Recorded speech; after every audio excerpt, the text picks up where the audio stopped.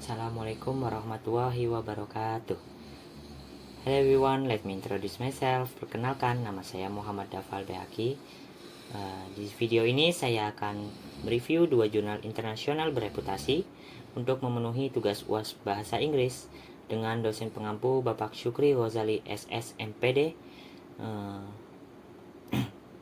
Ya, jadi 2 jurnal yang akan saya review. Jurnal pertama itu dengan judul Challenges in Moderating Disruptive Player Behavior in Online Competitive Action Games.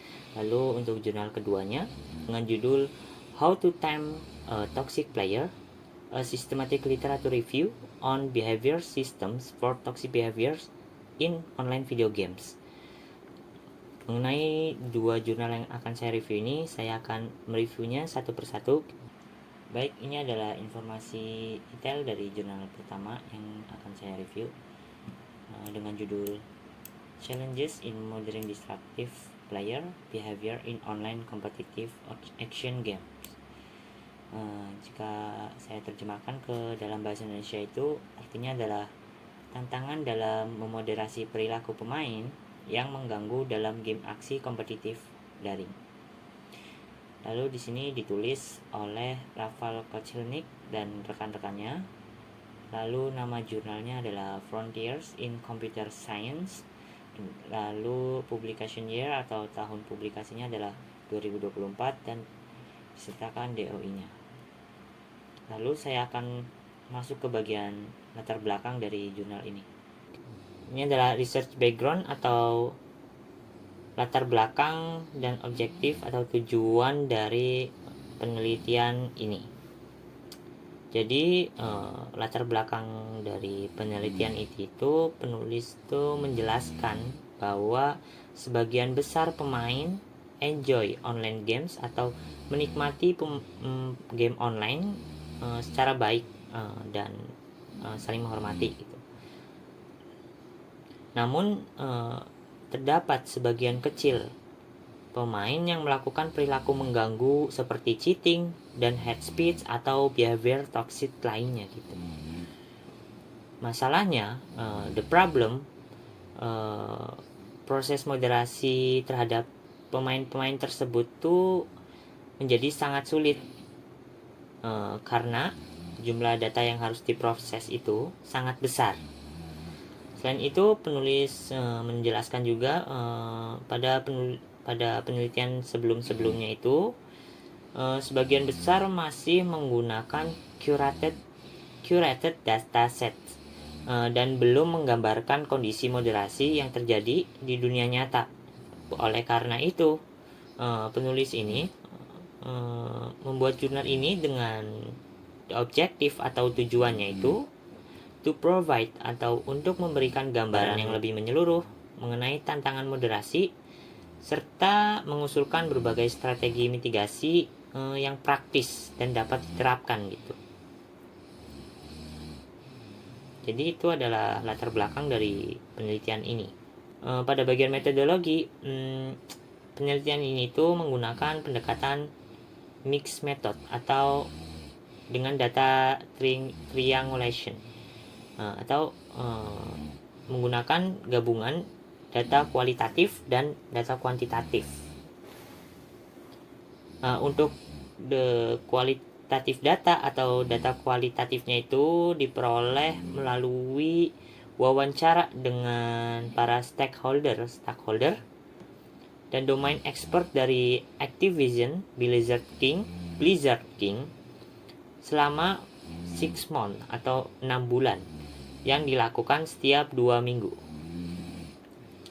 Lalu sedangkan data kuantitatifnya itu berasal dari SQL database yang berskala besar yang berisi data dari game Call of Duty Modern Warfare 2. Lalu data yang dianalisis ini berupa statistik pertandingan dan aktivitas moderasi selama periode 6 hingga 12 Februari 2023.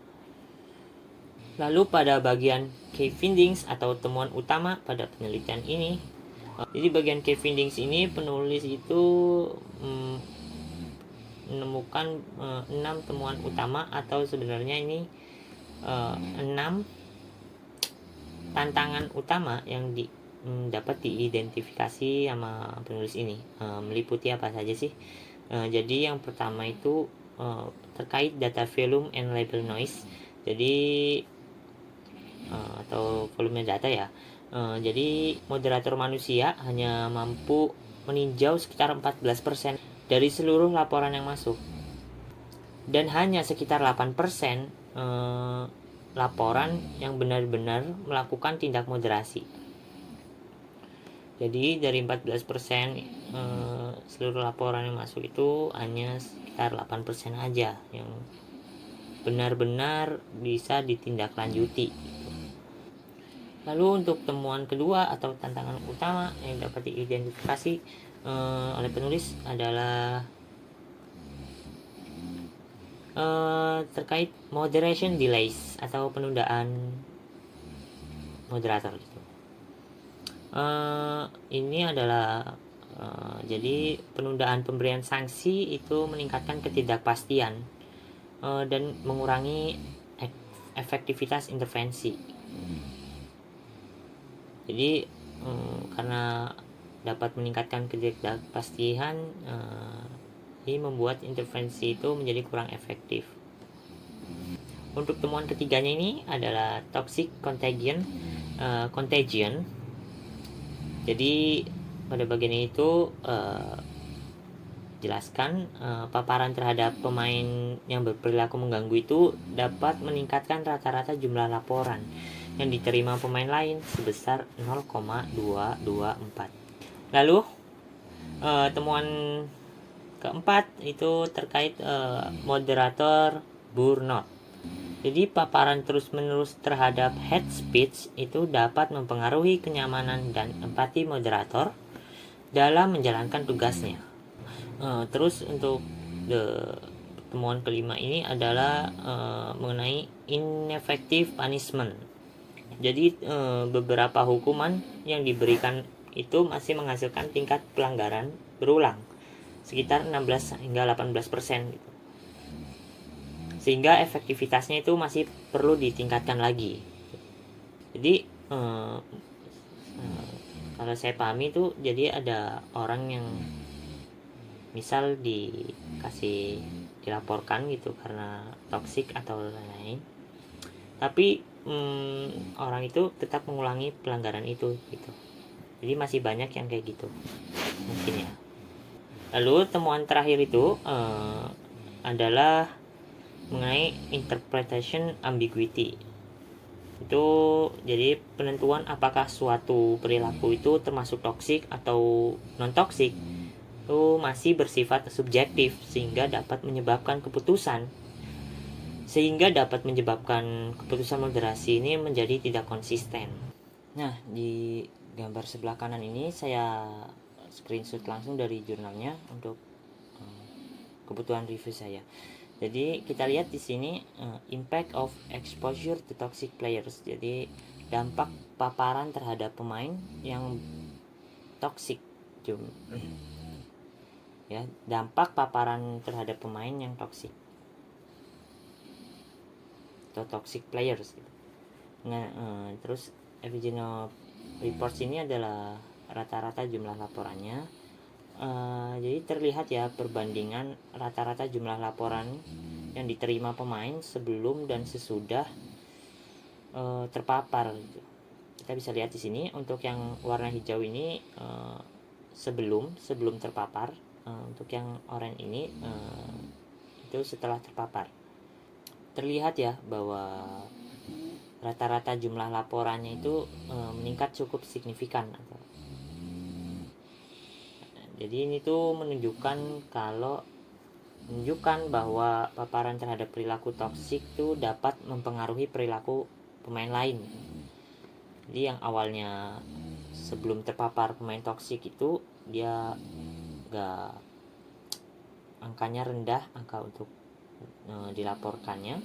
Lalu setelah ketemu orang yang toksik itu bisa mempengaruhi orang itu juga jadi toksik juga gitu. Kadang mungkin karena kalau yang ini toksik, ini ikut toksik gitu. Jadi jumlah rata-rata laporannya meningkat sangat jauh gitu. Jadi untuk gambar ini itu mendukung salah satu hasil penelitiannya ya, yang ditemukan itu pada bagian toxic contagion, itu dimana perilaku toksik dapat menyebar dari satu pemain ke pemain lainnya. Jadi setelah temuan-temuan atau tantangan-tantangan yang dapat diidentifikasi oleh penulis ini, jadi untuk kesimpulannya, peneliti ini menyatakan bahwa moderasi terhadap toxic behavior itu bukan hanya merupakan masalah teknis saja, tapi juga merupakan tantangan sosio-teknikal yang melibatkan data, moderator, dan efektivitas hukuman. Nah, untuk rekomendasinya, penulis ini pertama menyarankan penggunaan AI atau artificial intelligence dengan kontekstual modeling, namun tetap melibatkan manusia dalam menangani kasus-kasus yang kompleks gitu. Jadi walaupun nyaranin penggunaan AI, tapi tetap harus melibatkan manusia juga untuk menangani kasus-kasus yang kompleks gitu. Selain itu, penulis juga menyarankan agar pendekatan moderasinya itu tidak hanya berfokus pada hukuman aja, tapi juga menggunakan pro-social nudges untuk mendorong perilaku positif. Ya, jadi menurut penulis itu jangan berfokus pada hukuman aja gitu. Lalu untuk terakhir itu diperlukan standar moderasi yang lebih jelas serta kebijakan transparansi agar proses moderasi ini dapat dilakukan secara lebih konsisten. Itu mengenai kesimpulannya dan rekomendasi yang terdapat di penelitian jurnal 1 ini. Jadi jurnal 1 ini sudah selesai saya review. Selanjutnya saya akan mereview jurnal yang kedua. Selanjutnya saya akan menjelaskan jurnal yang kedua, yaitu sudah disertakan ya informasinya, dengan judul How to Tame a Toxic Player, a Systematic Literature Review on Intervention Systems for Toxic Behaviors in Online Video Games. Jika diterjemahkan dalam bahasa Indonesia itu adalah bagaimana menangani pemain yang berperilaku toksik, tinjauan literatur sistematis tentang sistem intervensi untuk perilaku toksik dalam game online. Kalau kita lihat ya, jurnal yang kedua yang saya review ini mirip sama jurnal yang pertama, sama-sama membahas toxic player atau player toxic gitu. Tapi fokusnya kedua jurnal ini itu berbeda ya. Jadi kita bisa lihat dulu, penulisnya ini adalah Michal Wikstra dan rekan-rekannya. Terus nama jurnalnya adalah Proceedings of the ACM on Human Computer Interaction. Lalu the publication year atau tahun publisnya adalah 2024 dan disertakan DOI-nya. Jadi untuk melihat fokusnya apa, saya akan review bagian research background dan objective atau latar belakang dan tujuan dari penelitian ini. Jadi untuk latar belakangnya sendiri ini adalah penulis itu menjelaskan bahwa the toxic behavior itu pada multiplayer games, game online itu merupakan masalah yang cukup serius karena dapat menyebabkan tekanan emosional bagi pemain, dan itu tuh juga bisa menurunkan tingkat user retention, yaitu kemampuan pengembang game untuk mempertahankan pemainnya gitu. Jadi bisa merugikan pengembang gamenya juga karena kehilangan pemain-pemainnya gitu. Nah, meskipun berbagai intervensi seperti banning pemain, chat filtering dan lain-lain sudah digunakan, pendekatan-pendekatan tersebut belum dipelajari secara menyeluruh mengenai cara kerja maupun efektivitasnya gitu. intervensi di sini tuh pemahaman saya itu kayaknya sistem untuk mengatasi perilaku toksik dari player di game online gitu intinya, kan kayak banning, filtering gitu. Terus oleh karena itu tujuan penelitian ini itu melakukan systematic literature review atau SLR untuk mengidentifikasi berbagai bentuk intervensi yang telah digunakan, bagaimana intervensi tersebut dievaluasi, serta menyusun parameter desain yang dapat menjadi acuan bagi penelitian selanjutnya. Lalu pada bagian metodologi, jadi pada bagian ini penelitian itu menggunakan pendekatan tadi ya, systematic literature review atau SLR. Tahu dalam bahasa Indonesia mungkin tinjauan literatur sistematis yang mengikuti standar Prismapi. Lalu untuk pencarian literaturnya itu dilakukan pada beberapa database akademik utama, yaitu ECM, IEEE, Scopus, and Web of Science. Di sini ada gambar yang saya screenshot langsung dari jurnalnya untuk keperluan review ya. Kita lihat di bagian identification, pada bagian records identified from, ini itu jurnal yang terkumpul dari ACM, IEEE, Scopus, Web of Science itu sebanyak 1906 jurnal. Lalu sebanyak 1906 jurnal ini terdapat jurnal-jurnal yang ganda atau duplikat gitu, sebanyak 730. Maka itu dibuang jurnalnya dan menyisakan 1176 jurnal. Lalu 1176 jurnal ini akan melakukan proses screening atau penyaringan yang dilakukan oleh menggunakan alat berbasis artificial intelligence as review, yang menggunakan metode active learning untuk membantu memilih artikel yang paling relevan gitu. Terus proses penyaringan ini AI menghapus 1138 jurnal, menyisakan 38 jurnal aja.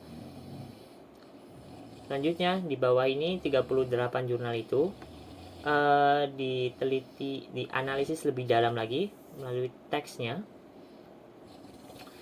Lalu ditemukan di sini reports excluded itu sebanyak 5 jurnal itu no tool atau tidak membahas tool atau alat. Lalu sebanyak 3 jurnal tidak membahas toxic atau tidak membahas tentang toxic. Sehingga jurnal yang tersisa itu 30 jurnal yang relevan. Dari 30 jurnal yang memenuhi kriteria atau relevan, kemudian dapat diidentifikasi dari 30 jurnal itu 36 sistem intervensi digital yang dianalisis lebih lanjut dalam penelitian ini. Jadi penulis mengidentifikasi 36 sistem intervensi digital untuk dianalisis lebih lanjut. Lalu pada bagian key findings, pada types and sites itu, dari hasil analisis peneliti itu menemukan bahwa intervensi dalam penelitian sebelumnya itu ditujukan untuk 2 jenis perilaku utama. Kita bisa lihat pada gambar yang sudah saya screenshot di jurnalnya untuk keperluan review. Jadi yang pertama itu general toxic behavior. Jadi itu pemahaman saya itu perilaku toksik yang tidak selalu ditujukan kepada individu tertentu. Arah kemana aja gitu toksiknya. Lalu yang kedua itu ada targeted toxic behavior. Jadi itu serangan yang ditujukan kepada pemain tertentu. Nah, selain berdasarkan jenis perilaku, peneliti juga mengelompokkan intervensi berdasarkan lokasi atau site tempat intervensi dilakukan. Jadi intervensi dapat dilakukan melalui player, misalnya dengan mengelola exposure, meningkatkan awareness, atau memengaruhi mood pemain. Sedangkan pada sisi platform, kita bisa lihat di sini, intervensi dilakukan melalui alat moderasi atau dengan bertindak langsung terhadap konten toksik seperti pesan pada fitur chat. Kalau kita lihat hasil persentasenya, pada general toxic behavior itu ada 60%, sedangkan target toxic behavior itu 40%, jadi lebih banyak yang ini. Sedangkan dari sisi ini itu platform ada 57,1%, player 42,9%. Lalu pada key findings atau temuan berikutnya, specific methods and timing. Jadi pertama itu menggunakan 5 metode,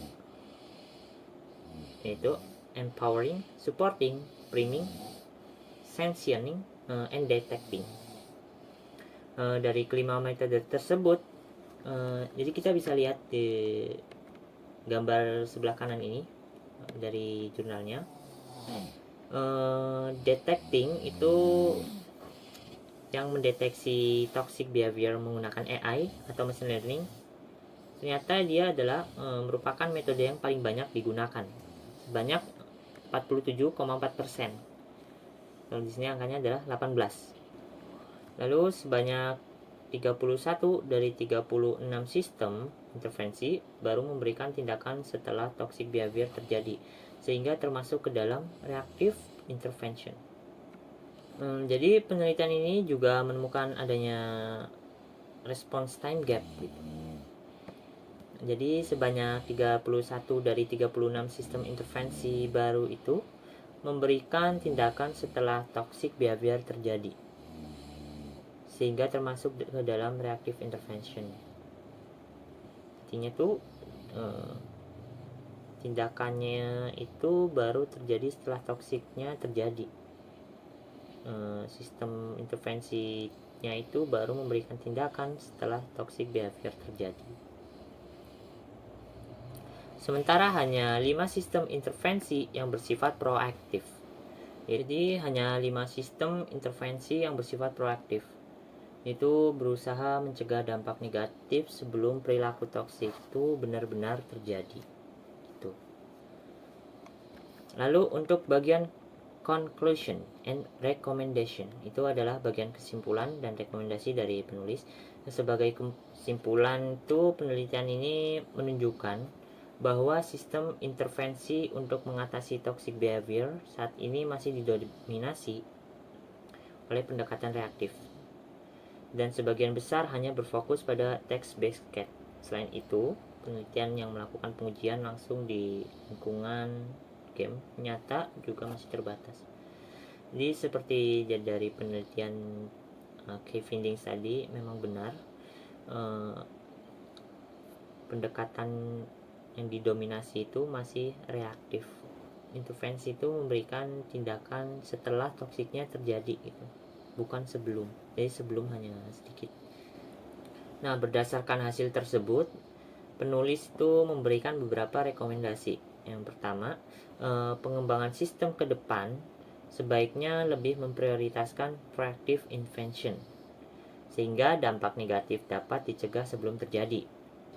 Lalu rekomendasi kedua itu teknologi deteksi perlu dikembangkan agar tidak hanya menganalisis chat, tapi juga voice communication dan perilaku pemain selama permainan berlangsung. Jadi rekomendasi kedua dari penelitian itu menyarankan bahwa teknologi deteksi, detectioning itu perlu dikembangkan. Jadi agar tidak hanya menganalisis chat aja, tapi juga voice communication dan perilaku pemainnya gitu selama permainan berlangsung. Yang terakhir, penulis juga mendorong adanya kerjasama yang lebih kuat antara peneliti dan industri game agar sistem intervensi yang dikembangkan ini dapat diterapkan dan dievaluasi secara langsung di lingkungan permainan yang sebenarnya. Baik, saya sudah mereview jurnal pertama dan jurnal keduanya. Dengan demikian, hasil review itu dapat saya sampaikan mengenai kedua jurnal internasional tersebut. Jadi dari kedua jurnal ini dapat kita simpulkan mungkin penanganan toxic behavior dalam game online itu memang menjadi tantangan yang kompleks. Seperti di jurnal 1. Jurnal pertama itu menjelaskan berbagai tantangan dalam proses moderasi pemain-pemain toksik. Lalu sedangkan jurnal kedua ini membahas berbagai sistem intervensi atau alat yang telah dikembangkan untuk mengurangi perilaku toksik dalam platform game online gitu. Jadi itu adalah hasil review saya ya. Mohon maaf jika ada kesalahan review atau kata-kata yang tidak tepat, mohon dimaklumi. Terima kasih.